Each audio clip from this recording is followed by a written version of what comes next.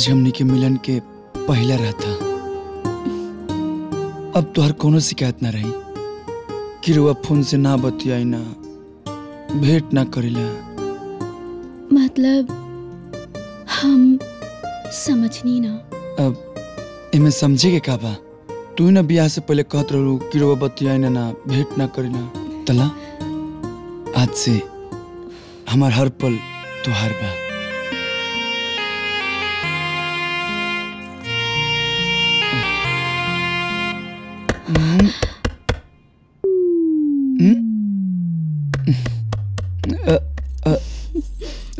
क्या हो? हम हाय बाबुआ राउर भौजी। हाँ भाभी एक मिनट।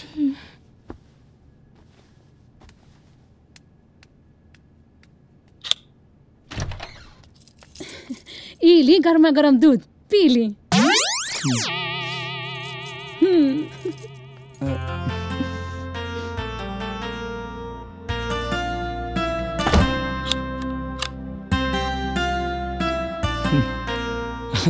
भाभी हमार कितना ख्याल रखेली।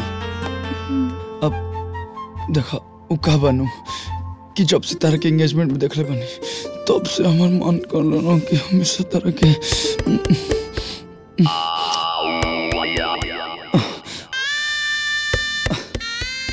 अब क्या हो? हम आई हाय बाबुआ। इब्र का घुट गइल बा। अब तनी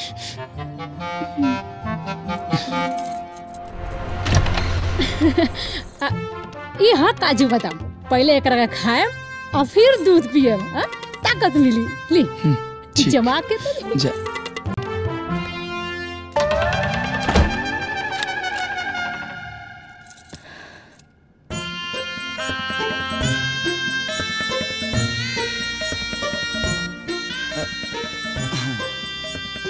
इला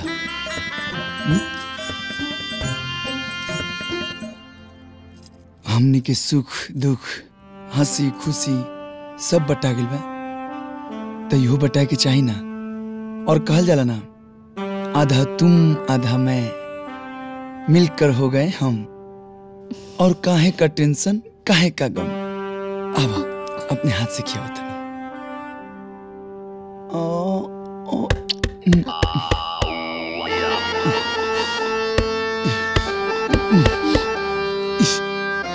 एक सेकंड ये बड़ा ना छोड़ने के का हो? अरे झंझनात का बानी जी सब प्लानिंग रहुए खातिर कोइले बानी।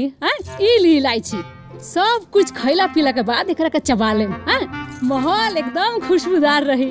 ए दुल्हन तू तनी खा ली ह धरी अब किली लगा ली।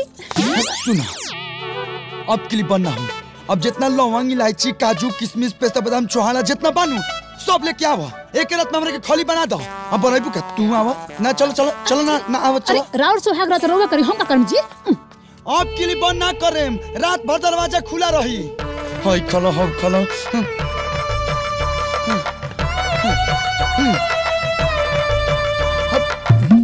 ई का कहनी जी आज हमनी के सुहाग रात नु हा दरवाजा का खुलले रही। आज की सुहाग रात नु इनका नाम पर कुर्बान जाना तो नहीं कहे के बदला लेता रही। कौन बात के बदला? अरे उ का बा की ई केवाड़िए ठोकता रही।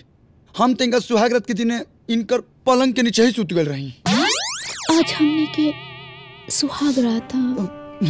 जाना तो नहीं क्या सुहाग रात था लेकिन अब रात रह का गइल बा भोर हो गई। अच्छा सुना ना सब तो सुहाग रात मनाइबे करला हमनी के सुहाग दिन मनावल जाई।